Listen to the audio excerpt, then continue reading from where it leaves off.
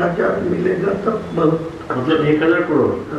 मेरा जो ऑप्शन रहेगी, मैं जो 1000 करोड़ रुपया आपको लिए मांगते हैं ना, तो मैं 300 करोड़ रुपया में पहले से वो जो आपको बिहार में जो चुनाव नीतीश कुमार की जो फॉर्मूला में किया, ভিডিওতে কোনো সামনাসামনি আপনার বা আমার সঙ্গে ছবি বা নরেন্দ্র মোদীর সঙ্গে করছি না, অমিত শাহর সাথে করছি না, আসামের মুখ্যমন্ত্রী হিমন্ত বিশ্ব শর্মার সঙ্গে করছি। আমার নেতা হতে দেবে না। বীরকে সামাল দিতে গিয়ে মাথা প্রায় খারাপ হয়ে গেছে।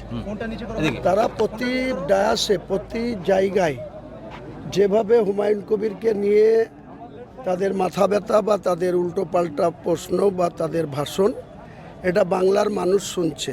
অটল বিহারী বাজপেয়ী এবং সেই সময় সংঘ পরিবারের নেত্রী 3 करोड़ 4 करोड़ खर्चा होगा। हमको टोटल कितना पैसे का जरूरत है जो आप ये आपका जो लक्ष्य है इसको पूर्ण कर सकते हैं?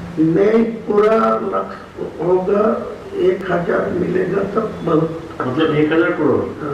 मेरा जो ऑप्शन रहेगी, मैं जो 1000 करोड़ रुपया आपको लिए मांगते हैं ना, तो मैं 300 करोड़ रुपया में पहले से वो जो आपको बिहार में जो चुनाव नीतीश कुमार की जो फॉर्मूला में किया, जो 1,000 करके 12 महीने में एक साल में 12,000 है, वो दिया 10,000 करके पर फैमिली, तो पूरे वोट तो आपका पास चला गया। मतलब आपका कहना है कि ऐसे ही आप उसको बेवकूफ बना, लेकिन वो लोग क्या इतना बेवकूफ बनेगा?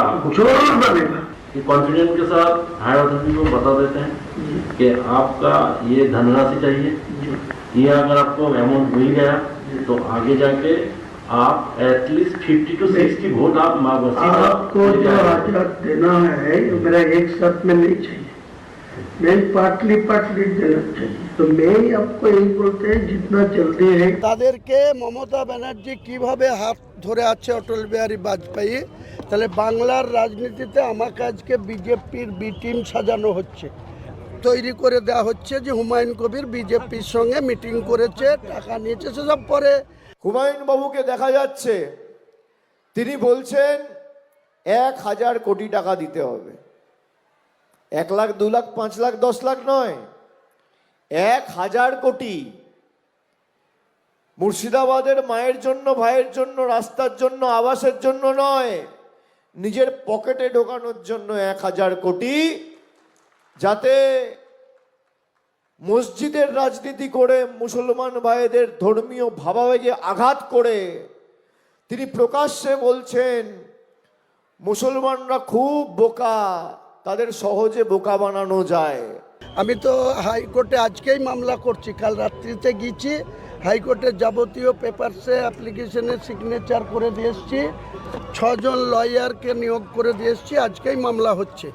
যেটা এআই করে আমার বিরুদ্ধে দেখানো হয়েছে, মুসলিম দরদি দেখাচ্ছে ফিয়াদ হাকিম, কুণাল ঘোষ, অরূপ বিশ্বাসরা মমতা ব্যানার্জির নেতৃত্বে আর অভিষেকের নেতৃত্বে।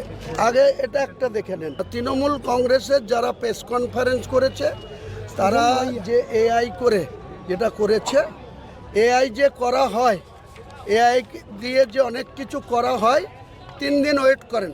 মমতা ব্যানার্জি আর অভিষেক ব্যানার্জি মুসলমানদের সঙ্গে কি করেছে তাও আমি দেখাবো, তাও আগামী দিনে প্রেস মিট করে আনবো। বাংলার মুসলমানদের কত হিতাকাঙ্ক্ষী, আর ওরা কোথায় গিয়ে আরএসএসের সাথে কোথায় মিটিং করে, কোথায় বাংলার মুসলমানদের ক্ষতি করার জন্য প্ল্যান করে, সেসব 3 দিনের মধ্যে গোটা ভারতবর্ষের মিডিয়াকে দেব। তিনি এসে আমার অফিসে বৈঠক করে বলেছিল যে আমি বাবরি মসজিদ করব না, খালি ইট পাতবো, তারপর ইটটা ছুঁড়ে ফেলে দেবো, আর মুস্তাফিজুর রহমানকে পার্টি থেকে সরাতে হবে। আমি বলেছিলাম ধর্মকে নিয়ে তৃণমূল রাজনীতি করে না, বিজেপি রাম মন্দির নিয়ে রাজনীতি করছে আর তুমি বাবরি মসজিদ নিয়ে রাজনীতি করছো। পার্থক্যটা কোথায়? পার্থক্যটা কোথায়?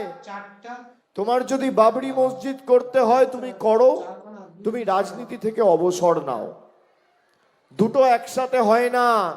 আমি পুরো ভিডিও প্রকাশ করব, দুটো দিন একটা দিন ওয়েট করেন, এদের মুখোশ খুলে দেব এবং আমার ফ্ল্যাটে বসে এই অভিষেকরা, এই মমতা ব্যানার্জি, আমি দল খোলার আগেই 4টা ডিসেম্বর আমাকে সাসপেন্ড করার পরেই অভিষেক বন্দ্যোপাধ্যায় শিলিগুড়ি থেকে লোক পাঠিয়ে একজন মহারাজের বেশে এবং একজন সাংবাদিক সেজে, সে দিল্লির সাংবাদিক, অভিষেকের লোক, সেই সাংবাদিককেও তুলে আনবো এবং এই মহারাজকেও তুলে আনবো আপনাদের সামনে। এটা প্ল্যান। হুমায়ুন কবিরকে মুসলমান নেতা হতে দেবে না। বলুন তো বাবরি ঘটনাটা কবে হয়েছিল? 1992 সালে। এই হুমায়ুন কবির 2019-এ গিয়ে বিজেপির প্রার্থী হয়েছিল। 2019 সালে যখন আপনি বিজেপির প্রার্থী হলেন, আপনার মনে হলো না যারা বাবরি মসজিদ ভেঙেছিল তাদের সাথে গিয়ে হাত মেলালেন? আর এখন তাদের থেকে টাকা নিয়ে ময়দানে তাদের কথা মতো সার্কাস করছেন। মানুষের কাছে সব দিনের আলোর মতো পরিষ্কার। অটল বিহারী বাজপেয়ী বিজেপির প্রধানমন্ত্রী ছিল, তার সঙ্গে জুটে রেলমন্ত্রী ছিল, আর নরেন্দ্র মোদী সেই সময় গুজরাটের মুখ্যমন্ত্রী ছিল। কত হাজার হাজার মানুষ খুন হয়েছিল, গোদরাকাণ্ডে কি ঘটেছিল, শুধু মুসলিম খুন হয়নি, অনেক হিন্দু ভাইদেরও জীবন চলে গিয়েছিল। সেই নৈতিক দায়িত্ব নিয়ে নরেন্দ্র মোদীও পদত্যাগ করেনি, যার জন্য বিজেপি দলের প্রধানমন্ত্রী অটল বিহারী বাজপেয়ীকে বলতে হয়েছিল যে রাজধর্ম পালন করো, মোদীকে বলেছিল, হুমায়ুন কবিরকেও বলেনি। আর মমতাও তখন বাংলার মুখ্যমন্ত্রী।